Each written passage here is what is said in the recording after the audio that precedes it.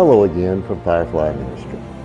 All right, I'll have to admit I felt a little strange the first few weeks I walked our new puppy through the neighborhood. Each time a neighbor greeted me with their call caused me to realize that Kim and I probably hadn't really thought through the ramifications for our choice of name for our new Silky Terrier. Hello, Precious could be heard as the young Silky and I journeyed through the neighborhood for our morning and evening walks. I often wondered if the neighbors that I didn't know understood they were calling out to the dog and not to me. As Precious got older, Kim and I would frequently take her on day trips to the North Georgia mountains. Helen, Georgia is a unique alpine village set against the backdrop of mountains, forest, and riverbanks. Each visit magically transported us to the streets of an authentic German village. Most years, from early spring until shortly after Oktoberfest, we managed to make a couple of hour-and-a-half drives to visit the tiny Bavarian village for lunch, a stroll through its streets, which actually only has one or two, to do a little shopping, and of course my favorite thing, a little people watching. Oh, what fun that was. I remember one Sunday morning in particular that Kim, her mother Pauline, and I decided to make the trip to Helen. Of course, Precious wasn't going to let us leave without her. We got there probably mid-morning, and after about an hour or so of strolling and shopping, we decided to beat the lunch crowd and headed to our favorite outdoor dining spot. Not so much for the food, but for its atmosphere. It's right on the river, and because of Precious, we requested to sit at a table next to the fence that bordered a grassy spot. We tied Precious outside the fence and then ordered our food and had the server bring some water for Precious. We sat there talking and taking in the fresh air while watching the tubers making their way down the Chattahoochee River. From time to time, I would reach through the fence to give Precious a pat on the head and a treat from the stash we carried for our outings. It wasn't long before the server brought our food, and for the next few minutes, Kim and Pauline and I sat there enjoying the food and conversation. Soon I turned again to give Precious a treat, only to discover that she had slipped her collar.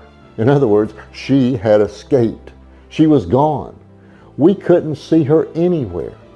Now, in a panic, we jumped from the table, made our way outside the fence, and began to call, "Precious! Precious!" Now, fortunately, someone sitting on a nearby bench had watched it all take place and pointed to her as she hastily made her escape towards the river. I ran and quickly was able to retrieve the little Houdini before she actually made it to the river. After adjusting her collar a little bit, we sat down and enjoyed the remainder of our lunch. Now, Precious was just lying there and enjoying her water and occasionally the treat that I gave her. Now, I can't help but think how uncharacteristic it was of Precious to act that way. It was highly unusual that she was not exactly where we were. But for some strange reason, perhaps she saw a bird or heard the kids floating down the river or something like that. Well, whatever it was not like her to just leave us and throw us into a panic like that. In Genesis, the 3rd chapter, verses 6 through 9, we read of a time when our parents, Adam and Eve, went missing. Let's pick up the story in verse 6. And when the woman saw that the tree was good for food, and that it was pleasant to the eyes, and a tree to be desired to make one wise, she took of the fruit thereof, and did eat. And she gave also unto her husband with her, and he did eat. And the eyes of both of them were open, and they knew that they were naked. And they sewed fig leaves together and made themselves aprons. And they heard the voice of the Lord God walking in the garden in the cool of the day. And Adam and his wife hid themselves from the presence of the Lord God amongst the trees of the garden. And the Lord God called unto Adam and said unto him, Where art thou? How unusual this was. Every evening since creation, God, Adam, and Eve had met there in their garden home. It was a happy time, a perfect time. There they talked with God. Perhaps God even listened to them as they talked about all that they had discovered that day. God may have even suggested some new avenues of discovery for the upcoming day. They didn't have to talk about sin or other evil activities. For them, as long as they followed God's instructions, nothing could endanger the perfection of their atmosphere. But that day, for the first time in their existence, they ran from God. They hid from God. They were afraid of God. They were ashamed. God asked Adam, Where are you? Now that didn't mean that God didn't know exactly where he was.